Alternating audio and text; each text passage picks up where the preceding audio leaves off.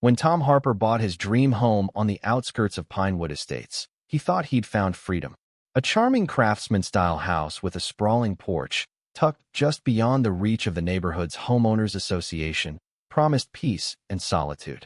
Instead, he got Linda Voss, a self-appointed enforcer with a clipboard, a vendetta, and a knack for inventing rules. What started as a minor annoyance spiraled into a battle over property rights, a trespassing showdown, and a courtroom reckoning that left an entire community reeling. This is the story of one man's fight to protect his land and the chaos that followed. Tom, a 52-year-old carpenter who ran a custom furniture business, had always dreamed of a place where he could work in peace.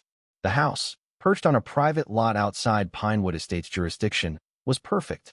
His realtor had been crystal clear: the parcel was never part of the HOA. For Tom, that was the clincher. He'd heard horror stories about HOAs dictating mailbox colors and grass length. With his table saws, lumber stacks, and a bright yellow hammock strung between two oaks, he wasn't about to let anyone meddle. He closed on the property in spring, set up his workshop in the garage, and got to work. Trouble arrived a month later in a crisp envelope slid under his gate, stamped with Pinewood Estates' gold seal. Inside was a welcome letter from Linda Voss, HOA president, inviting Tom to a community orientation and urging him to align with their standards. The tone was polite but firm, implying he'd soon be part of their tidy world. Tom ignored it. He dug out his deed, land survey, and a map confirming his lot's independence, making copies just in case. When a second letter arrived, this one on official letterhead demanding he paint his porch neutral taupe and remove his unsightly lumber pile, Tom sent a certified response. "My property is not under Pinewood Estates jurisdiction. Do not contact me again." He attached the survey for good measure.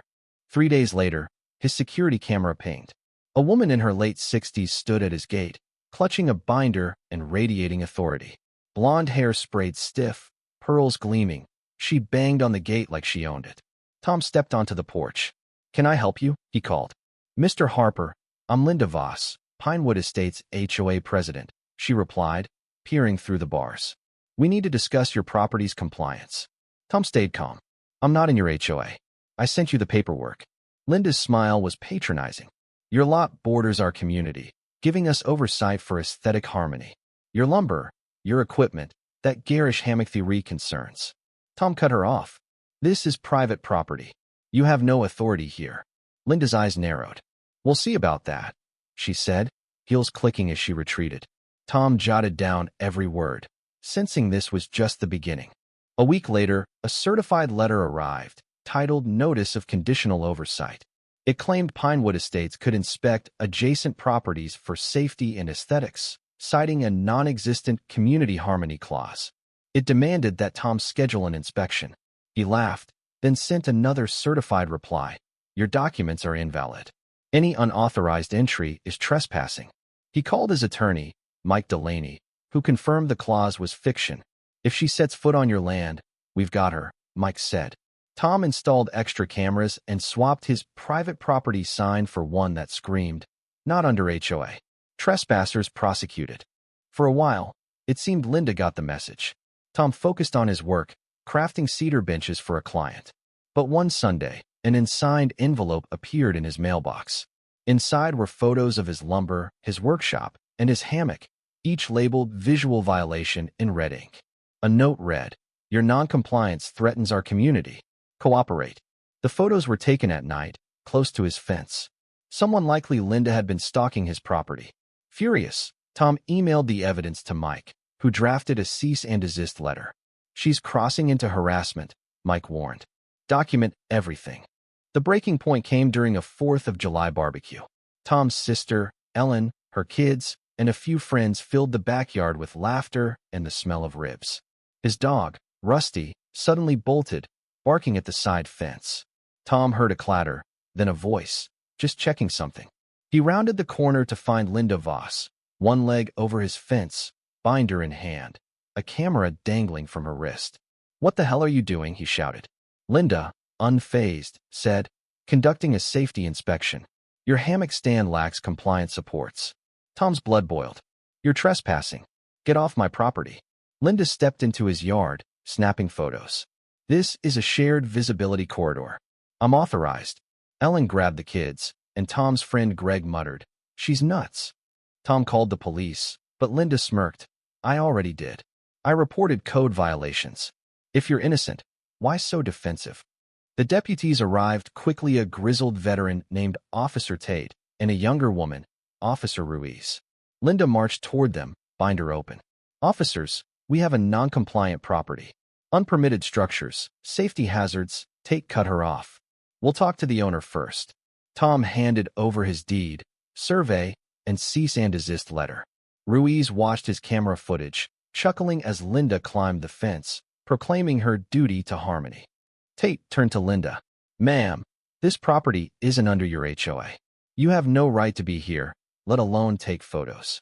Linda sputtered, "But the community harmony clause," Ruiz interrupted. "That's not a thing. You trespassed and misused 911. Turn around." Linda's composure cracked as cuffs clicked. She screamed about community order and swung her binder at Tate, who caught it effortlessly. As they led her to the squad car, Tom's nephew whispered, "Is she going to jail?" Ellen replied, "She earned it." The arrest sent shockwaves through Pinewood Estates. Neighbors gawked, some whispering about the yellow hammock guy. The police report listed trespassing, false reporting, and attempted assault on an officer. Mike filed a civil suit against Linda for harassment and trespassing, but the real bombshell came from other neighbors. A woman named Susan Grant, who lived just outside the HOA, contacted Tom. Over coffee, she showed him letters from Linda demanding visual compliance and a fake $200 monitoring fee. Two more homeowners shared similar stories. One had paid a harmony fee under pressure. Linda wasn't just a nuisance. She was running an extortion scheme. Mike dug deeper, using public records to uncover Pinewood Estates' finances. The HOA had spent $20,000 on Linda's campaign, including legal consultations and glossy violation pamphlets. Board meeting notes revealed they'd praised her for securing fringe properties. Mike amended the lawsuit, naming the HOA as a co-defendant. When someone egged Tom's truck days later, cameras caught two teens hired by a gray-haired lady. The district attorney, already investigating Linda, added stalking and conspiracy to her charges after more victims came forward. The courtroom was sterile, the tension electric.